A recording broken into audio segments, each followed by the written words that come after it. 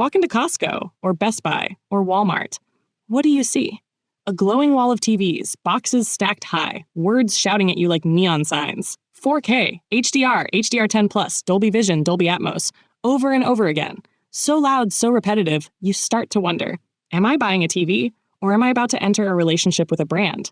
Here's the truth. You buy the screen until it breaks, and then you deal with the brand. It's like car insurance. Low monthly cost looks great. But when the accident happens, that's when you find out what the company is really made of. Same with TVs. You're spending anywhere from $500 to $5,000. And today's TVs aren't easy DIY repairs. So you need a brand that stands by you, in the good and in the bad. So today we're ranking the most recognizable names, from the heartbreakers to the home theater heroes. Let's go. Number 9, Insignia, Best Buy's in-house baby. And yeah, it shows. Picture quality is basic, almost all models capped at 60 Hz. HDR is there, but let's be honest, it's more checkbox than cinematic. Sound, thin and hollow. Gaming, a non-starter. No HDMI 2.1, no 120 Hz, just the bare minimum. Fire TV comes built in. It's easy enough for streaming, but the interface is stuffed with ads, and it can feel sluggish even on brand new sets. Design, cheap plastic, budget vibes all around. Insignia works as a dorm room screen, but don't expect it to impress guests on movie night. Customer impressions. Shoppers like the low-cost and easy Fire TV setup, but most complain about dim HDR, clunky menus, and short lifespans. Good for a spare room, not your living room centerpiece. Number 8, Vizio has long worn the value champ crown, and to be fair, they often deserve it. Their mid-range and higher models, think M-series or P-series, can shock you with vibrant colors, decent brightness, and strong HDR. You look at the price tag and think, really? For this? But here's the rub. Software. SmartCast is slow, it lags, it shoves promos in your face, and sometimes it just plain breaks. Sound is average, not terrible, not good. Firmware updates have been known to fix things, but also to break things. Designs, sleek enough. Picture quality, pretty great for the price. Reliability, well, it's a coin toss. Customer impressions. People praise Vizio's picture per dollar punch, but many say patience is required, thanks to buggy software and uneven reliability. It's the great deal brand if you can handle a little chaos. Number 7, Philips, the brand that makes people go, wait, they still make TVs? Yes, they do. Picture is decent. Brightness is okay. Viewing angles are fine. Their secret weapon? Ambilight. LEDs glowing on your wall, matching the colors on screen. It's a mood, a vibe, and genuinely cool. Sound is serviceable. Gaming is casual at best. Input lag is fine for Mario Kart, not for Call of Duty tournaments. The bigger issue? Inconsistency. Some models run Android TV, others run Roku. Some run who knows what. It depends on where you buy it. That means performance and reliability can swing wildly. Customer impressions. Buyers like Ambilight and solid everyday viewing, but many complain about buggy software, uneven performance, and weak customer support. Philips sits in the middle, sometimes good, sometimes not. Number 6, Panasonic, the cinephile's darling. And in the US, practically a ghost. But oh, when you find one. Panasonic OLEDs are stunning. Rich contrast, perfect motion, colors that feel straight out of a theater. It's the kind of screen Hollywood editors trust for reference. Sound is fuller than most brands. Designs are minimalist and premium. The problem? Availability. You'll rarely see a Panasonic TV in US stores. And even when you do, the price isn't cheap. Their smart platform? Serviceable but bare. Compared to Roku or Google TV, it feels plain. Customer impressions. Owners love the cinematic look and long-term reliability, but most complain that Panasonic is too expensive and too hard to find. It's a hidden gem, if you can track one down.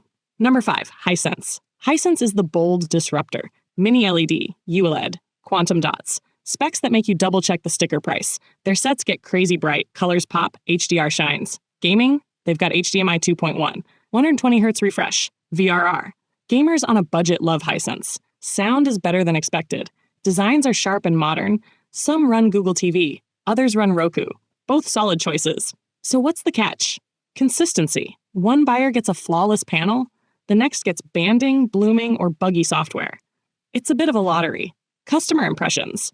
People rave about Hisense for value and brightness, but many warn of quality control issues and occasional software glitches. It's the high-risk, high-reward pick.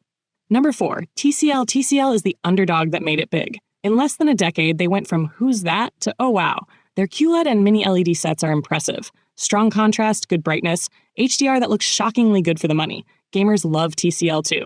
Low input lag, HDMI 2.1 ports, 120Hz refresh, solid bang-for-buck gaming screens. Most TCL sets run Roku.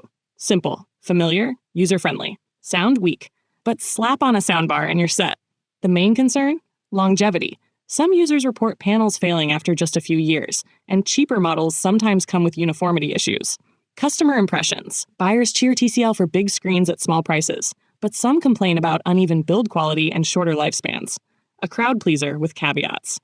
Number 3, Sony. Sony is prestige, luxury, and picture perfect. Their OLEDs and QD OLEDs, gorgeous, natural colors, inky blacks, HDR highlights that make your jaw drop. Sony's motion processing is unmatched. Smooth cinematic movement, upscaling that makes old cable look fresh. Sound is superb, especially on OLEDs with acoustic surface audio. The screen literally vibrates as a speaker, it's wild. Gamers get HDMI 2.1, VRR, and PS5 optimized features. Google TV is polished and fast. The catch?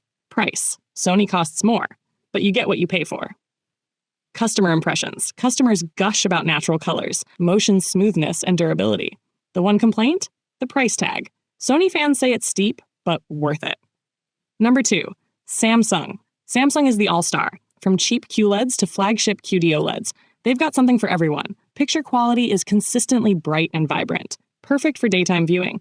HDR is excellent. Gamers get 4K 120, VRR, a dedicated game bar for tweaking. Sound is decent, especially paired with Q Symphony soundbars. Tizen OS is smooth, but cluttered with ads. Design? Slim, futuristic, eye-catching.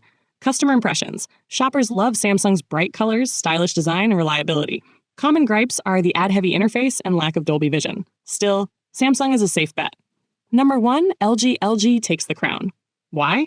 One word, OLED. Perfect blacks. Infinite contrast. Colors that leap off the screen. Their OLEDs are the gold standard. From movies to gaming, they dominate. Gamers especially adore LG. HDMI 2.1 across the board. 4K 120, VRR, ultra-low lag, and support for G-Sync and FreeSync. Sound is fine, but add a Dolby Atmos system and you're in theater heaven. WebOS is simple and quick, and those razor-thin designs? They look like futuristic art hanging on your wall. Customer impressions. Owners rave about OLED picture quality and gaming features.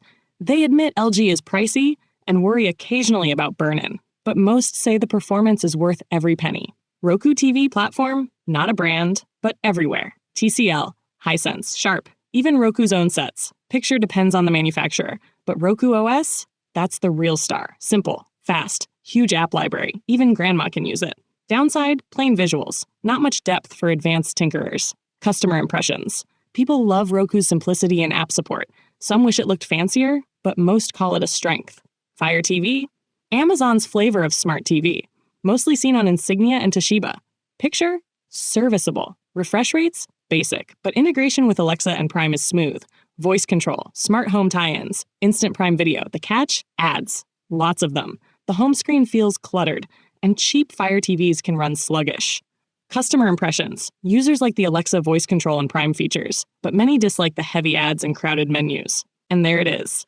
From bargain heartbreakers to cinematic heavyweights.